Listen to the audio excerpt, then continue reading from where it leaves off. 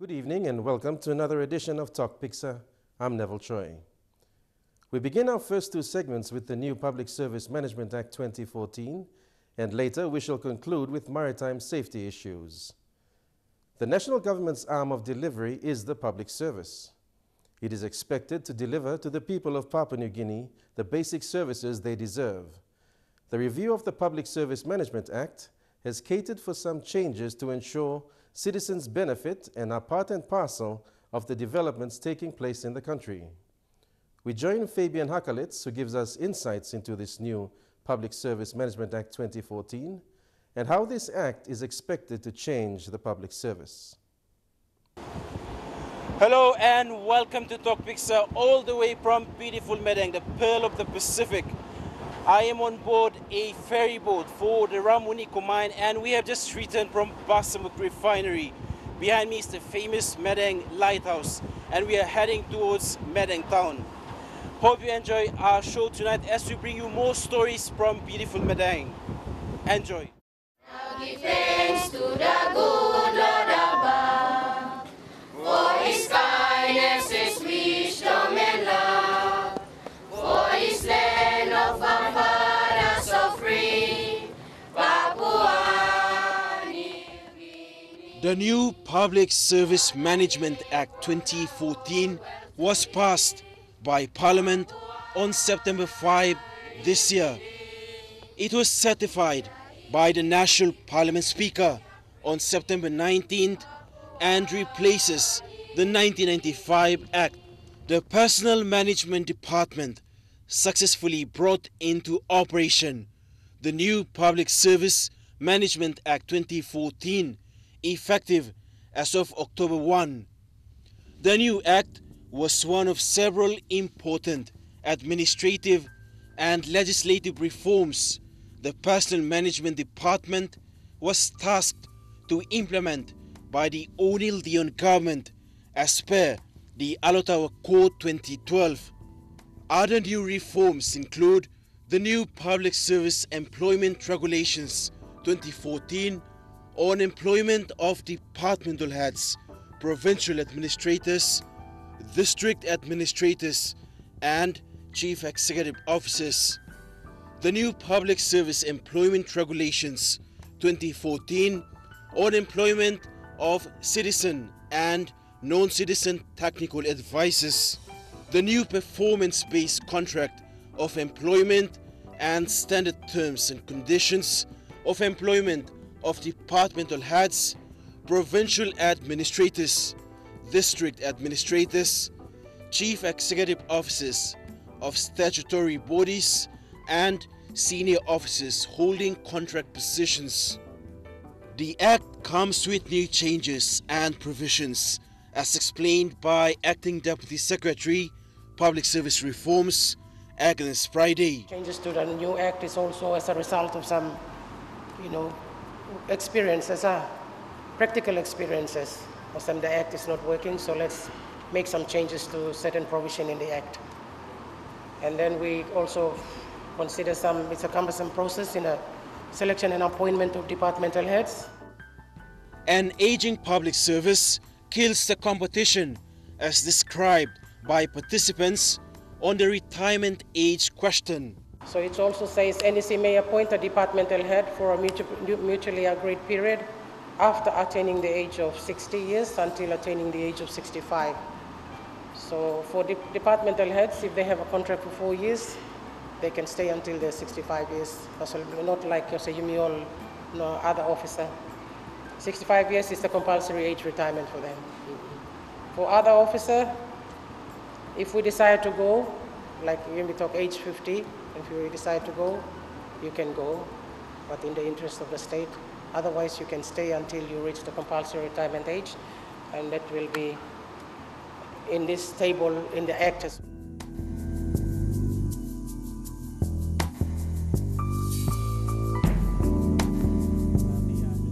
Desmond Timothy is DPM's Acting Director, Senior Executive Services. He spoke on performance-based contracts, strategic management of performance of heads, rewarding performance, and termination of contract based on non-performance. We are now into managing performance rather than just sitting back and let your department heads or PAs or DAs do your own thing, but that we will be able to manage that. One of the new approaches the Personnel Management Department has taken since the new Act became effective is rolling out awareness through workshops. The workshop aims to promote Public Service Management Act 2014's implementation and regulation for the employment of provincial administrators, chief executive officers of provincial hospitals, chief executive officers of provincial health authorities, and heads of commodity boards. At the recent workshop in Madang, public servants leaders gathered at Divinewood University and took a sneak peek of the Act's new changes. Personnel Management Department Secretary John Kali pointed out the need for the public service to transform and act. For this reason, the Public Service Management Act 1995 was replaced with the new Public Service Management Act 2014. The executive appointment processes were simplified and streamlined in line with the amendments made to the Constitution and the Organic Law on provincial and local level governments. Culture of any organization is determined by the leadership of the organization and by the performance culture of that organization. Don't you agree? Don't you agree with me that if we can make an improvement in the leadership of the public service, we can improve on the performance of the public service? And it rests with you guys. It rests with me. It covers a range of amendments for the appointment by ministers and by provincial governors of the department heads and provincial administrators respectively, together with the better management of the human resource management functions by line agencies. And the Secretary for DPM will make sure we measure your performance during that time to ensure you are achieving the results that you set out to achieve. Review of the public service at the district level and creation of district authorities is to enhance the role and functions of the third level of government. There is need to bring a more robust and accountable institutions to replace the Joint District Planning and Budget Priorities Committees.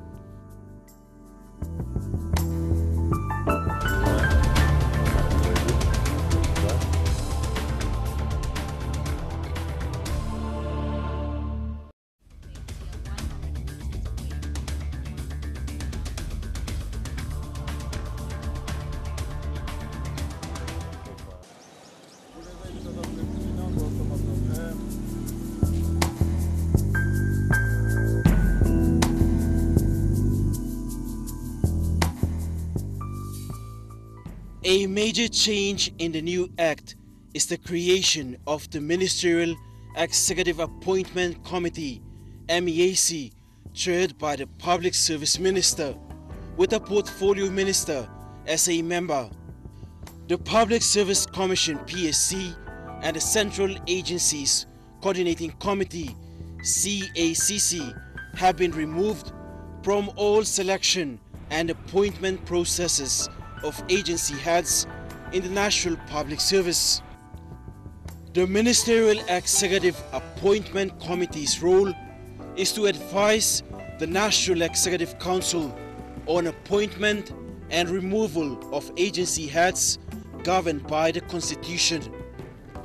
The Personnel Management Department is solely responsible for advising the Ministerial Executive Appointment Committee and for coordinating processes under the Act and the Public Service Regulations. Pursuant to Section 193 of the Constitution and Section 28 of the Act, the MEAC is responsible for the recommendation. The minister who then will, through the MEAC, with the cabinet submission done by the secretary for DPM, will submit that name to cabinet. And cabinet will decide whether to appoint or reject it. If they reject, then we go to the drawing board again. We go back to advertise the position. The MEAC comprises of the following: Public Service Minister as Chairman, Portfolio Minister of respective department, agency concerned, and members including Treasury Minister, National Planning Minister, with Justice and Attorney General Minister. Bottom line here is we're trying to make the appointments much more faster, effective, efficient, less time consuming, so that we have leadership in all those agencies. We must have people who are appointed and they are confident that they don't have to look over their shoulders.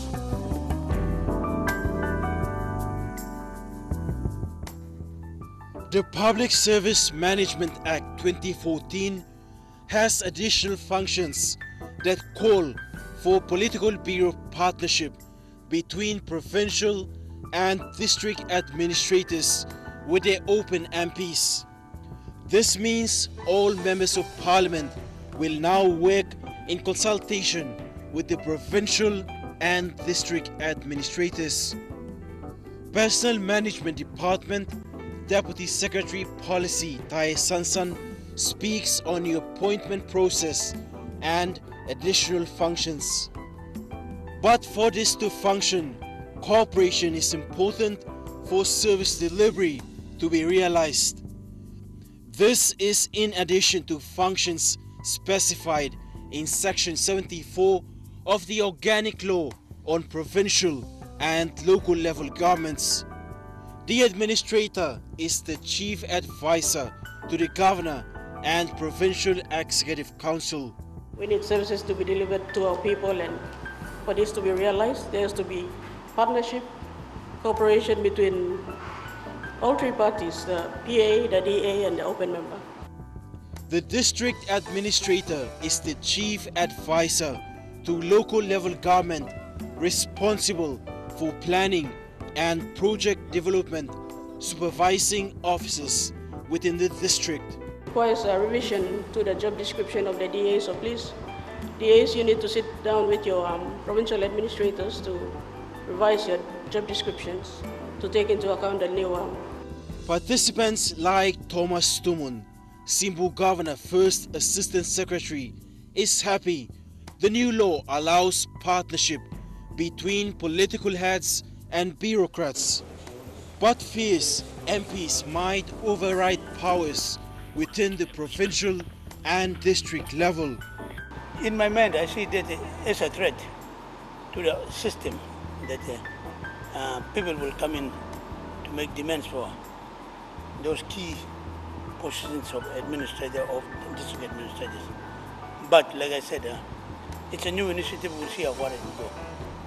We'll try it. The new appointment processes and performance management system ensures public service leaders perform to the people's expectation and implement the national government's game of service delivery. Critical areas of improvement are leadership, performance management system, and own productivity that concentrates on achieving results.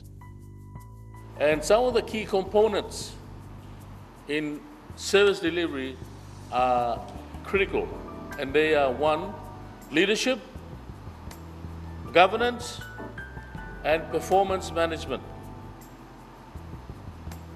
And so it was placed upon the Minister for Public Service and myself as the Secretary for DPM to make sure we brought about those changes in improving the leadership of the public service, and secondly, in improving the performance management of the leaders of the public service. The new Public Service Management Act 2014 calls for performance and it's important public servants are empowered with more training. In order for public servants to effectively carry out their call of duties and implement the new Act, workplace training is important. Provincial governments must support and allow staff to enhance their knowledge and skills through competency training. This will restore people's confidence on the PNG public service.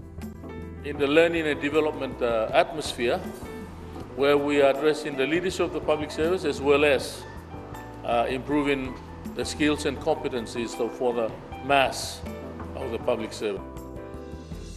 Papua New Guinea's paperless tertiary institution in Madang, Divine University, is one of the recognized institutions offering public servants learning and development program.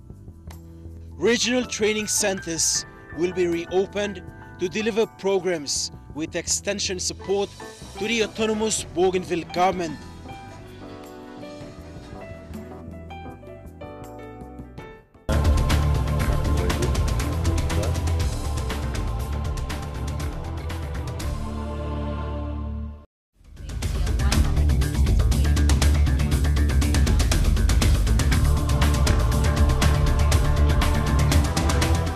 Security and surveillance in the maritime sector has become a serious matter of concern in the country.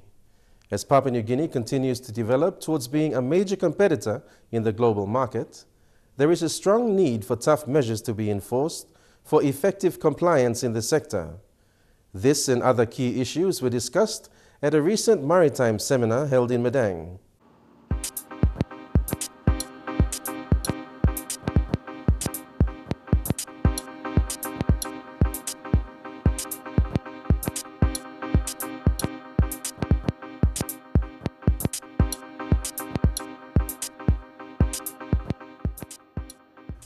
Security and surveillance in the maritime sector has become a serious matter of concern in the country. As Papua New Guinea is heading towards being one of the competitors in the global market, this need to enforce tough measures for effective compliance. With the row of international events, PNG is hosting the 2015 Pacific Games and the 2018 Asia-Pacific Economic Cooperation Summit. The export of the liquefied natural gas and other minerals from the PNG shores, security issues remain a priority to be addressed with quality control program put in place. Security at sea has become a concern to governments, shipping lines, port authorities, and importers and exporters for years. As terrorism activities are targeting transport medium in international communities, the National Transport Department with other line agencies are keen to help raise more awareness to address these issues through the execution of the International Ship and Port Facility Security ISPS Code. National Transport Department's Maritime Division First Assistant Secretary Matthew Wawoni. Total of 13 ports there actually under port facilities under PNG Ports Corporation Limited, and we got another 15 that is under were actually privately owned facilities. We just recently approved Avenal Engineering Services as the latest port facility to come into operation. And Basamuk in Madang has finally got its international status as well. The International Ship and Port Facility Security Code is a comprehensive set of measures to enhance security of ships and port facilities, developed in response to the passive threats to ships and port facilities in the wake of the 9/11 attack in the United States of America. It aims to make shipping activities more secure against threats of terrorism, piracy and smuggling. PNG maritime sector is an attractive target for terrorists that may have serious impact on the economy. Doesn't talk about transport specific throughout, but protection of or threats to vital assets, the threat of organised crime, the threat of rascalism and terrorism are in there. So it does link to the ISPS code and our function. The code is implemented to enhance maritime security in the International Convention for the Safety of Life at Sea, SOLAS 1974. In essence, the code takes the approach that ensures security of ships and port facilities is a risk management activity, and that to determine appropriate measures based on assessments. The purpose of the code is to provide a standardized, consistent framework for evaluating risk, enabling governments to offset changes in threat with changes in vulnerability for ships and port facilities through determination of appropriate security levels and corresponding measures. Also apply to what it has done for international ships to its local ships. So at the moment, the ISPS code is for ships of safety convention size over 500 gross ton trading internationally. But we now have a new legislation which is called the Merchant Shipping Security, Maritime Security Regulation. And in the regulation there are powers for the Department of Transport to enforce that in domestic shipping as well. Since 1994, the government has spent over 6 million kina on maritime security enforcement to strengthen marine security, as over 75% of trade is by sea. The National Transport Department identified one issue that affected the implementation of adequate security measures in PNG, and that's lack of partnership among line agencies. Maritime Inspector Sylvester Adema said, controlling and securing access gateways is vital to strengthen PNG's economic growth that has become challenging. And under the ISPS code, an international port facility, an international ship has to have a port facility security plan and a ship security plan. You cannot have those documents. These are confidential documents, and it is kept by the port facility and it is kept by the ship. But to have those documents, you have to first of all have a ship security assessment and a port facility security assessment. So based upon those assessments, a port facility security plan is developed and a ship security plan is also developed. Port security risk assessments as well as port facility security audits are key elements to strengthen monitoring and surveillance in all seaports as the country's lifeline, handling up to 95% in volume of people's cargoes and movements. Since the International Ships and Port Facility Security ISPS code was introduced in 2004, there's still lack of understanding, including national threat assessment that aims to capture the general national security environment. Facility to be of standard that could accept international ships, and after the site survey, we move on to a full-scale security port facility security risk assessment. So we will consider all the threats that are in the facility, including the national threat context statement, and then after completing the assessment, then we require the port facility again to submit a plan. But before that, the assessment is a very vital, important document. That document would be submitted to the secretary. So the secretary would have to approve that assessment before a plan is produced. It was recommended more development training on the human resource capacity will be conducted with a review of several maritime documents to enhance knowledge and skills.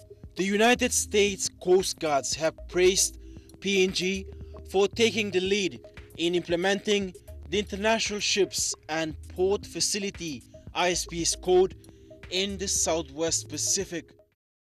So we visit the countries that we trade with, and we look at particular facilities just to assess what anti-terrorism measures they put into place. And so from the invitation of Department of Transport, we